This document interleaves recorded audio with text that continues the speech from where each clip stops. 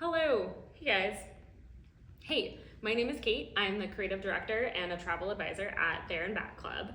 And today we're going to chat about the history of travel advising and kind of the era that we're in of travel agencies. And why does that matter? Is a great question.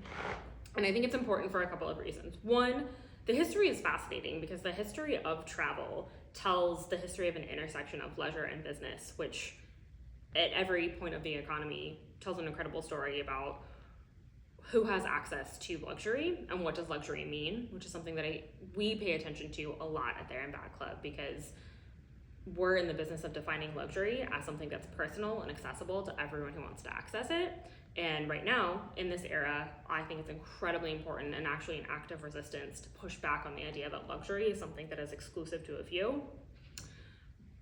Untold wealth might be the province of a few, and I would love to change that as well. But for right now, what we can control is redefining the idea of luxury travel is travel that serves you and makes you feel luxurious. And that's something that I believe everybody can and should have access to.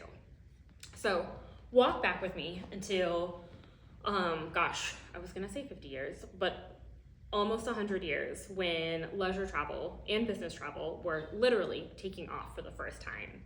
And then in the 1950s, commercial airplanes started to become something that was accessible to Americans. And the way you got on an airplane and planned a trip was with a travel agent. Now, travel agents existed because there was no internet, obviously. There was no way to just book a flight without having a direct relationship with the airline. And that era of travel from 1950 through the 70s, we all know what happened to the airline industry at that point.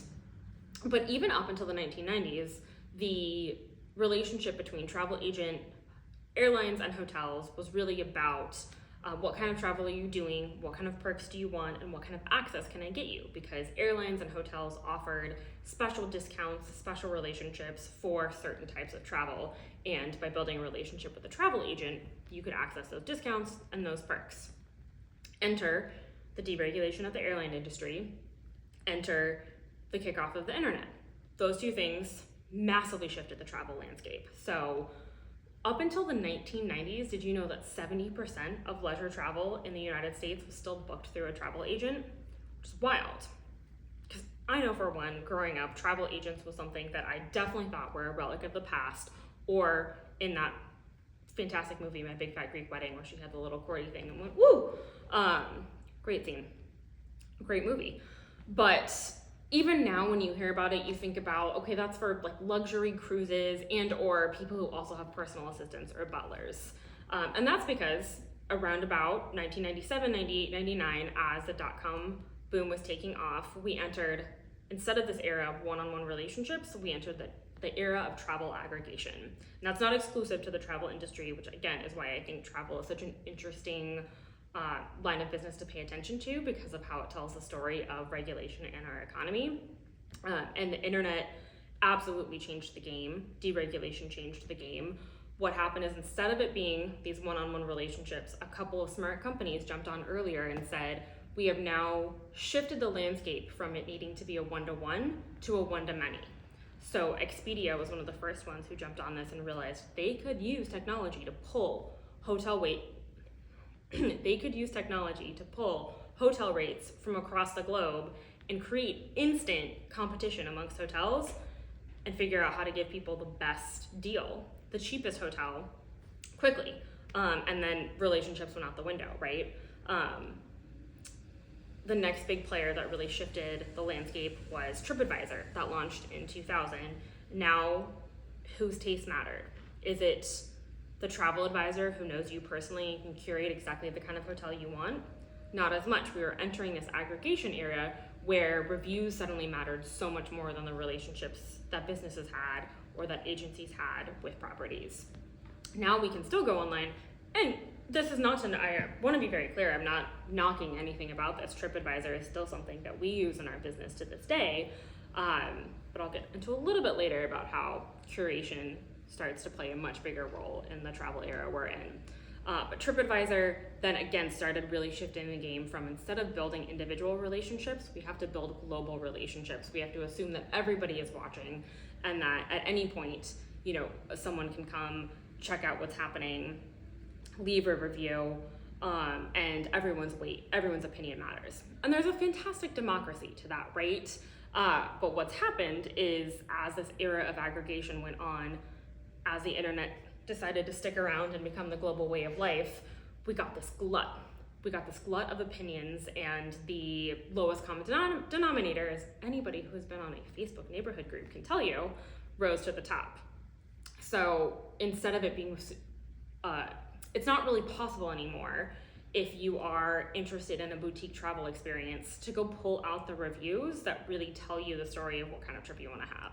You might see the general aggregate reviews, and we can go deeper into how those can be useful in planning a trip.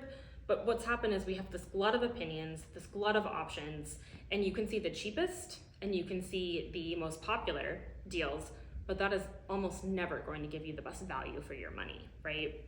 If you want to have a trip that actually speaks to the uniqueness of your needs, of the experience that you want, we're starting to shift into a very different era.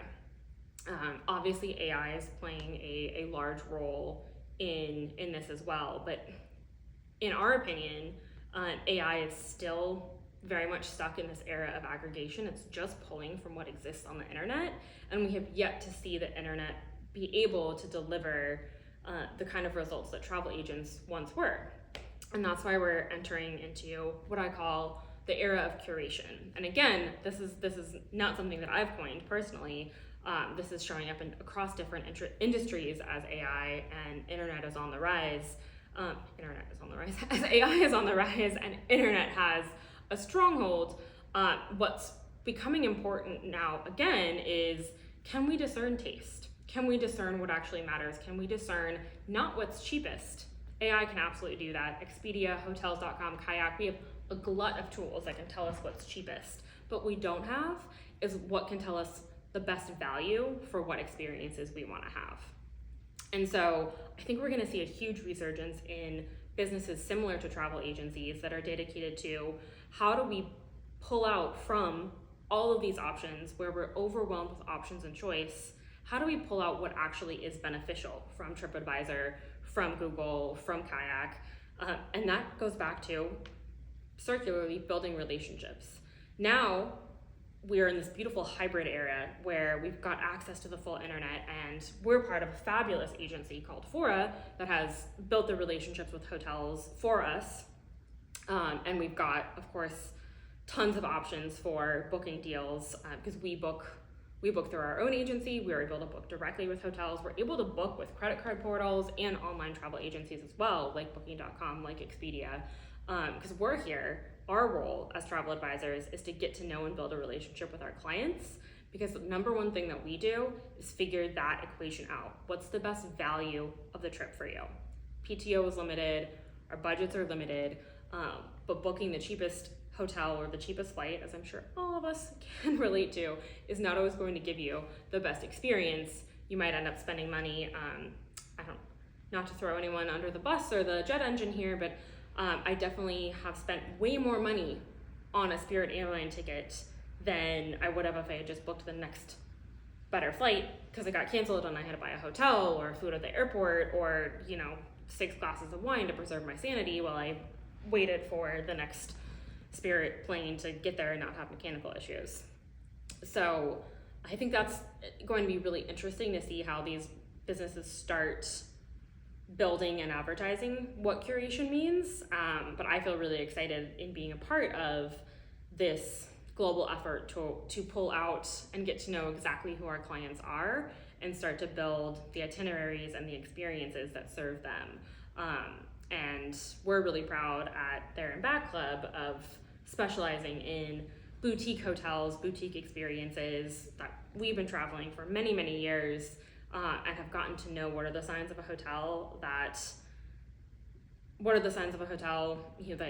really tells us it's worth your money, or what are the signs of a hotel where there's maybe some window dressing, but you're not going to get the full value here. And that's a huge benefit of working with us is we'll be really honest and authentic about, regardless of commission, but we'll be really honest and authentic about where we think you can spend your money to have the most amazing trip.